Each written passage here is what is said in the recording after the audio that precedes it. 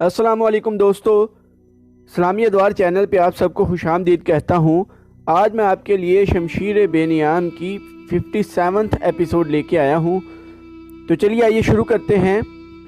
اسے بتاؤ، ایک بزرگ نے اس آدمی کے ساتھ کام کرنے والے آدمی سے کہا، اسے اچھی طرح سمجھاؤ، اسے بتاؤ کہ اس علاقے میں یہ صدیوں پرانے جو کھنڈر کھڑے ہیں، خدا کا ہاتھ ان میں سے اٹھے گا اور ظالم کا ہاتھ کٹ جائے گا۔ ان بزرگوں کے سینے میں بھی وہی راز تھا جو خدام نے زہرہ بنت سعود سے چھپا لیا تھا۔ ایرانی کماندار شمر کی چوکی پر جو اتنا زبردست شب خون مارا گیا تھا، وہ پہلا شب خون نہیں تھا، ابلا کے علاقے میں یہ پہلا تھا۔ یہ چوکی چونکہ آبادی کے قریب تھی، اس لیے ان مسلمانوں کو پتہ چل گیا تھا۔ اگر ان کے گھروں کی تلاشی نہ لینی ہوتی تو شاید انہیں نہ ہی پتہ چلتا۔ عراق کے سرحدی علاقے میں دوسری تیسری رات ایرانیوں کے کسی نہ کسی چوکی پر ایسا ہی شب خون پڑتا اور شب خون مارنے والے چوکی میں قتل و غارت کر کے وہاں سے جو مال اور سامان ہاتھ لگتا لے کر غائب ہو جاتے۔ 2 بار ایرانی فوج نے یہ جوابی کارروائی کی کہ کثیر تعداد گھوڑ سوار دستہ شب خون مارنے والوں کی تلاش میں گیا۔ اس سرسبز اور شاداب علاقے سے نکلتے ہی صحرا شروع ہو جاتا تھا، جو ہموار صحرا نہیں تھا۔ وہاں ریت کے گول گول اور اونچی اونچی ٹیکریاں تھیں، آگے وسیع نشیب تھے جن میں عجیب و غریب شکلوں کے ٹیلے کھڑے تھے۔ ریت کی پہاڑیاں تھیں جن سے شعلے سے نکلتے محسوس ہوتے تھے۔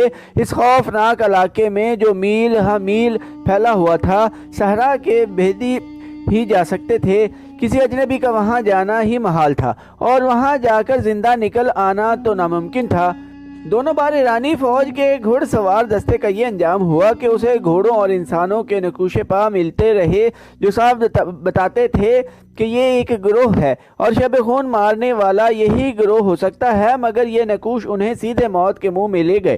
ایرانی جوں ہی پہلے نشیب میں داخل ہوئے اور پورا دستہ نشیب میں اتر گیا تو ان پر تیروں کی بچھاڑیں آنے لگیں۔ پہلی بچھاڑ میں کئی سوار اور گھوڑے گھائل ہو گئے۔ زخمی گھوڑے بے لگام ہو کر ادھر ادھر بھاگے۔ سارے دستے میں بھگدڑ مچ گئی۔ ان پر تیر برستے رہے مگر بکھر جانے کی وجہ سے تیر خطا ہونے لگے۔ بھول بھلیوں جیسے اس نشیب میں سے چند ایک گھوڑ سوار نکلے۔ ان کے ہاتھوں میں برچھیاں تھیں، ان کے کرتے بڑے لمبے اور سروں پر سیاہ کپڑے اس طرح لپٹے ہوئے تھے کہ ان کے چہرے اور گردنیں بھی ڈھکی ہوئی تھیں۔ ان کی صرف آنکھیں نظر آتی تھیں۔ ان گھوڑوں کے قدموں میں اور ان کے سواروں کے بازوؤں میں ایسی پھرتی تھی کہ ایرانی سوار جو پہلے ہی ہراساں تھے، برچھیوں سے زخمی ہو کر گرنے لگے۔ ان میں سے کئی بھاگ نکلے۔ وہ ٹیلوں اور گھاٹیوں والے نشیب سے تو نکل گئے، لیکن ریت کے گول گول ٹیکریوں میں داخل ہوئے تو وہ گھومنے لگے۔ ان سینکڑوں ٹیکریوں میں جو ایک دوسری کے ساتھ ساتھ کھڑی 3-4 میل کی وسعت میں پھیلی ہوئی تھی، یہی خطرہ ہوتا ہے کہ کوئی اجنبی ان کے اندر چلا جائے تو وہ اندر ہی اندر چلتا رہتا ہے، نکل نہیں سکتا، آخر تھک کر بیٹھ جاتا ہے۔ پیاس سے حلق میں کانٹے چبھنے لگتے ہیں اور ریگستان کے یہ گول گول بھوت اسے بڑی اذیت ناک موت مارتے ہیں۔ دوسری بار ایرانیوں کے سوار دستے پر کسی اور جگہ ایسا ہی حملہ ہوا تھا اور سوار بکھر کر بھاگ رہے تھے تو انہیں ایک للکار سنائی دینے لگی، زرتشت کے پجاریوں، میں مسنا بن حارثہ ہوں، زرتشت کو ساتھ لاؤ۔ مسنا بن حارثہ، ہرمز کو یہ نام بتا دینا۔ مسنا بن حارثہ، اس ایرانی دستے کے جو سوار زندہ واپس گئے وہ نیم مردہ تھے۔ انہوں نے اپنے کمانڈروں کو بتایا کہ انہیں صحرا میں یہ للکار سنائی دی تھی۔ اس کے بعد ایرانیوں کی سرحدی چوکیوں پر چھاپے پڑتے رہے، لیکن انہوں نے چھاپا ماروں کے تعاقب کی اور ان کو تلاش کرنے کی جرت نہ کی۔ بعض چھاپوں کے بعد بھی یہ للکار سنائی دیتی، مسنا بن حارثہ، آتش پرستو، میں مسنا بن حارثہ ہوں۔ پھر مسنا بن حارثہ دہشت کا، کسی جن کا، بھوت کا، کسی بدروح کا ایک نام بن گیا۔ ایرانی فوج اس نام سے ڈرنے لگے۔ انہوں نے مسنا بن حارثہ یا اس کے گروہ کے کسی ایک آدمی کو پکڑنے کی بہت اہتمام کیے، لیکن جب کہیں شب خون پڑتا تھا تو ایرانی فوج جن کی جرت اور بے جگری مشہور تھی، دہشت سے دبک جاتے تھے۔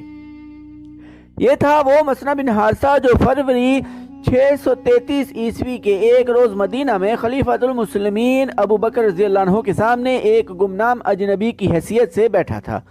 وہ جنوبی عراق کا رہنے والا اور اپنے قبیلے بنو بکر کا سردار تھا۔ تاریخ میں ایسا اشارہ کہیں بھی نہیں ملتا کہ اس نے کب اور کس طرح اسلام قبول کیا تھا۔ یہ اسی کی کاوش کا نتیجہ تھا کہ نہ صرف اس کے اپنے قبیلے نے بلکہ ان علاقوں میں رہنے والے کئی اور قبیلوں نے اسلام قبول کر لیا تھا۔ جب جنگ یمامہ ختم ہوئی اور ارتداد کے فتنے کا سر کچل دیا گیا تو مسنا بن حارثہ نے عراق کے جنوبی علاقے میں ایرانیوں کے خلاف جہاد شروع کر دیا۔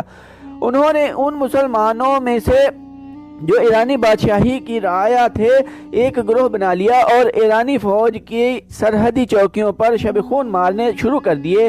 ان کے شب خون اس قدر اچانک اور تیز ہوتے تھے کہ چوکی والوں کو سنبھلنے کا موقع ہی نہیں ملتا تھا اور مسنا کا گروہ صفایا کر کے غائب ہو جاتا تھا۔ انہوں نے بڑے ہی دشوار گزار صحرا میں اپنا اڈا بنا لیا تھا جسے انہوں نے مال غنیمت سے بھر دیا تھا۔ پھر انہوں نے ان بستیوں پر بھی شب خون مارنے شروع کر دیے جہاں صرف ایرانی رہتے تھے۔ مسنا نے سرحد پر ایرانی فوج کو بے بس اور مجبور کر دیا۔ ایرانی فوج کے کئی سینئر کمانڈر مسنا کے ہاتھوں مارے گئے تھے۔ مسنا بن حارثہ نے دوسرا کام یہ کیا کہ عراق کے جنوبی علاقے میں جو مسلمان ظلم و ستم میں زندگی گزار رہے تھے انہیں اس نے اپنے زمین دوز اثر میں لے کر متحد رکھا ہوا تھا۔ ان کا ایک گروہ تو شب خون مارنے کام کرتا تھا اور ایک گروہ بستیوں میں رہ کر مسلمانوں کو اتحاد کی لڑی میں پروئے رکھتا اور انہیں بتاتا رہتا تھا کہ باہر کیا ہو رہا ہے۔ مسلمان اپنے چھاپا ماروں کی کامیابیاں دیکھ رہے تھے اور وہ مطمئن تھے۔ یہ تھی وہ خدائی مدد جس کے انتظار میں وہ ایرانیوں کا ظلم و ستم سہ رہے تھے اور اپنا مذہب نہیں چھوڑ رہے تھے، ورنہ مظالم سے بچنے کا ان کے سامنے بڑا سہل طریقہ تھا کہ اسلام سے منحرف ہو کر آتش پرست ہو جاتے۔ خدام نے زہرا سے کہا تھا کہ وہ 3-4 دنوں کے لیے غائب ہو جائے گا۔ وہ غائب ہو کر چھاپا ماروں کے اڈے پر چلا گیا تھا اور انہیں ایرانی کمانڈر شمر کے متعلق بتایا گیا۔ اس کی چوکی تک چھاپا ماروں کی رہنمائی اسی نے کی تھی۔ چوکی پر حملہ پوری طرح کامیاب رہا۔ اس کے فوراً بعد خدام اپنے گھر آ گیا تھا۔ مسنا بن حارثہ نے امیر المؤمنین ابو بکر رضی اللہ عنہ کو تفصیل سے بتایا کہ انہوں نے خلیج فارس کے ساحل کے ساتھ ساتھ اور عراق کے جنوبی علاقے میں کس طرح عربی مسلمانوں کے قبیلوں کو اپنے اثر میں لیا اور انہیں اسلام پر قائم رکھ کر انہیں زمین دوز محاذ پر جمع کیا ہے۔ تجھ پر اللہ کی رحمت ہو ابن حارثہ، خلیفہ نے کہا، تو اگر یہ مشورہ دینے آیا ہے کہ میں ایرانیوں پر فوج کشی کروں تو مجھے سوچنا پڑے گا۔ کیا تو نے دیکھا نہیں کہ ایرانیوں کی فوج کی تعداد کتنی زیادہ ہے اور ان کے وسائل اور ذرائع کتنے وسیع اور لامحدود ہیں؟ ہم اپنے مستقر سے اتنی دور قلیل تعداد اور بغیر وسائل کثیر تعداد اور طاقتور فوج کے مقابلے کے قابل نہیں ہوئے، لیکن میں نے سلطنت فارس کو نظر انداز بھی نہیں کیا۔ امیر المؤمنین مسنا نے اپنے سینے پر ہاتھ رکھ کر کہا، اگر ایک آدمی اتنے بڑے ملک کی فوج کے ساتھ ٹکر لے سکتا ہے اور ان پر مسلمانوں کے عسکری جذبے کی ڈھاک بٹھا سکتا ہے تو میں اپنے اللہ کے بھروسے پر کہتا ہوں کہ ایک منظم فوج بہت کچھ کر سکتی ہے۔ میں اس آتش پرست سلطنت کی اندرونی کیفیت دیکھ آیا ہوں۔ شاہی خاندان تخت و تاج کی خاطر آپس میں دست و گریباں ہو رہا ہے۔ آپ جانتے ہیں کہ شہنشاہ ہرگل فارسیوں کو نینو اور دستہرد میں بہت بری شکست دے چکا ہے۔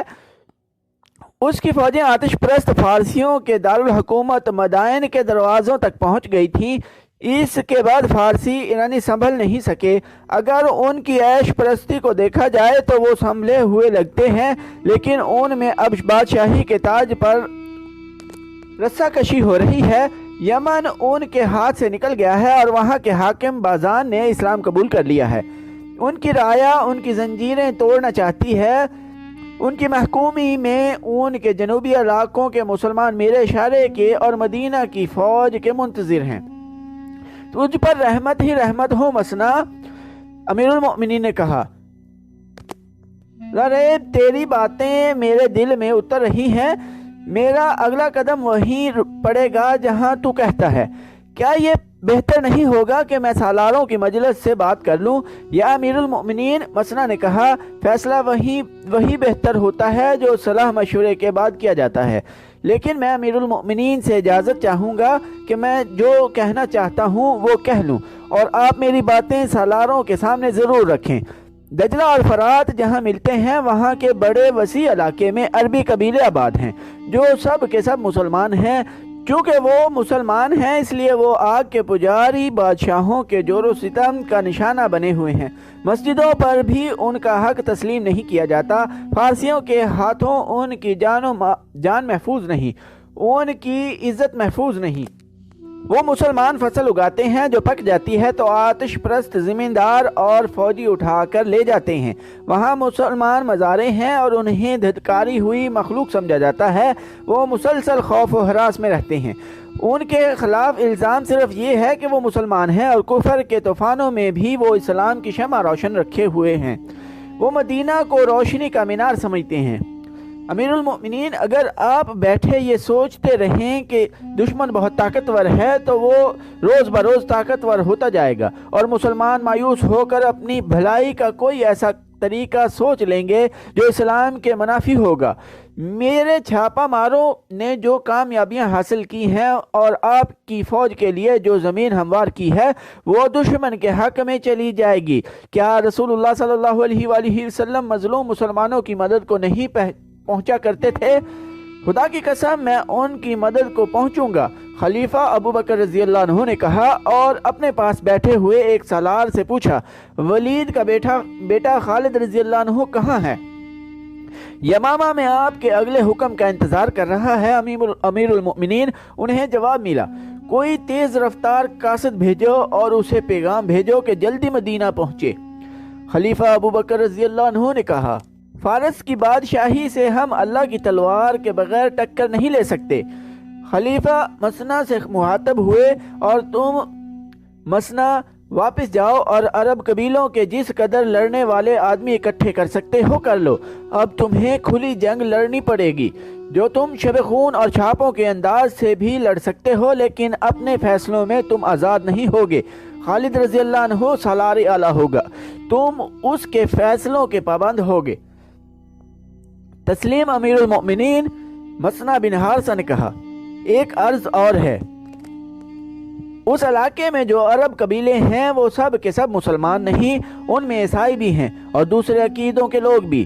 وہ سب آتش پرستوں کے خلاف ہیں۔ فارس کے آتش پرست ان کے ساتھ بھی وہی سلوک کرتے ہیں جو مسلمانوں کے ساتھ کر رہے ہیں۔ اگر اللہ تعالیٰ نے ہمیں فتح عطا فرمائی تو غیر مسلم عربوں کے ساتھ ایسا ہی سلوک ہونا چاہیے جیسا وہاں کے عرب مسلمانوں کے ساتھ ہوگا۔ ایسا ہی ہوگا۔ امیر المؤمنین نے کہا، جنہوں نے اسلام کے خلاف کچھ نہیں کیا، اسلام ان کی پریشانی کا باعث نہیں بنے گا۔ تم آج ہی روانہ ہو جاؤ۔ خالد رضی اللہ عنہ اس وقت یمامہ میں تھے۔ ان کی دونوں نئی بیویاں لیلہ ام تمیم اور بنت مجا ان کے ساتھ تھیں۔ امیر المؤمنین کا پیغام ملتے ہی خالد رضی اللہ عنہ یمامہ سے روانہ ہوئے اور مدینہ پہنچ گئے۔ کیا مسنا بن حارثہ کا نام تم نے کبھی سنا ہے؟ خلیفہ ابو بکر رضی اللہ عنہ نے خالد رضی اللہ عنہ سے پوچھا۔